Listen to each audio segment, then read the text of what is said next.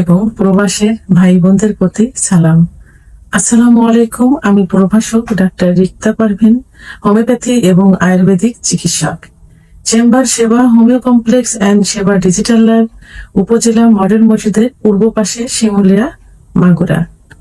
দেশের এবং প্রবাসের ভাই বোনদের প্রতি সালাম। আসসালামু আলাইকুম। আমি প্রভাষক ডাক্তার রিক্তা পারভিন, হোমিওপ্যাথি এবং আয়ুর্বেদিক চিকিৎসক। চেম্বার সেবা হোমিও কমপ্লেক্স অ্যান্ড সেবা ডিজিটাল ল্যাব, উপজেলা মডেল মসজিদের পূর্ব পাশে, শিমুলিয়া, মাগুরা।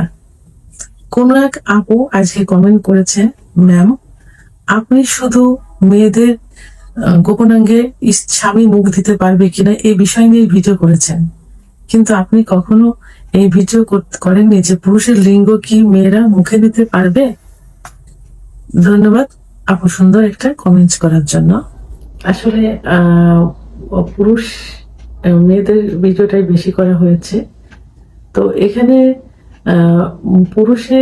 পুরুষাঙ্গ মানে লিঙ্গ মুখে দেওয়া এটাকে কিন্তু ওরাল সেক্স বলে, অর্থাৎ লিঙ্গ মুখে নিয়ে বীর্যপাত ঘটানো, এটা ওরাল সেক্স বলে এটাকে।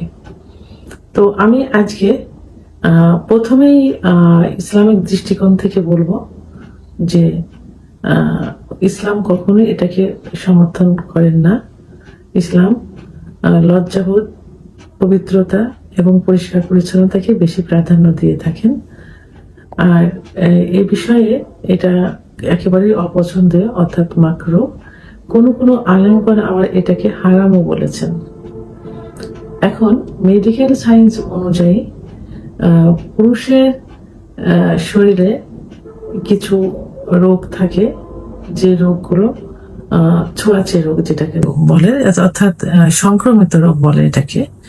এটা সুপ্ত অবস্থায় থাকে, আবার কিছুটা ওপেন অবস্থায়ও থাকে। তা এর মধ্যে যে প্রধান যেগুলো সেটা হলো STI বা STD, সিফিলিস, গনোরিয়া, HPV, এই হারফিক্স, ফাঙ্গাল ইনফেকশন, মুখে দাঁতের গোড়ায় ঘা, মুখে ঘা, জিহ্বার গোড়ায় ঘা, মুখ ও গলার সংক্রমণ, ইউরিনারি ট্র্যাক্ট ইনফেকশন ইত্যাদি থাকে, যেগুলো সংক্রামিত হয়ে থাকে। তো এগুলো যতই পরিষ্কার পরিচ্ছন্ন সাবান দিয়ে করা হোক না কেন, এটা কিন্তু উপর থেকে দেখা গেলে একটু পরিষ্কার হলো, কিন্তু ভিতরের সুপ্ত রোগগুলো তো আর পরিষ্কার হবে না। এটা যখন আপনি লিঙ্গ মুখে নিয়ে মৈথুন করবেন, তো তখন যে বীর্যপাত হবে সেটার মাধ্যমে কিন্তু এটা আপনাকে সংক্রমিত করতে পারে।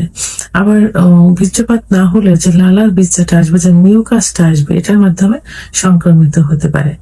তাহলে মেডিকেল এবং ইসলামের দৃষ্টিকোণ থেকে পরিষ্কার পরিচ্ছন্ন করে আপনি কি করতে পারেন, সর্বোচ্চ উপরে একটা চুমা দিতে পারেন, স্পর্শ করতে পারেন বা একটু আদর করতে পারেন। তো এর থেকে বেশি কিন্তু করা সম্ভব না। সেহেতু পুরুষের লিঙ্গ মুখে না নেওয়াই উচিত, এটা আপনার নিজের সেফের জন্য।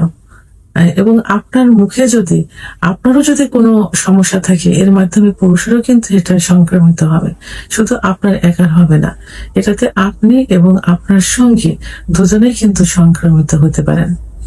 ভিডিওটি সম্পর্কে যদি কোনো মতামত থেকে থাকে অবশ্যই কমেন্টসের মাধ্যমে জানাবেন।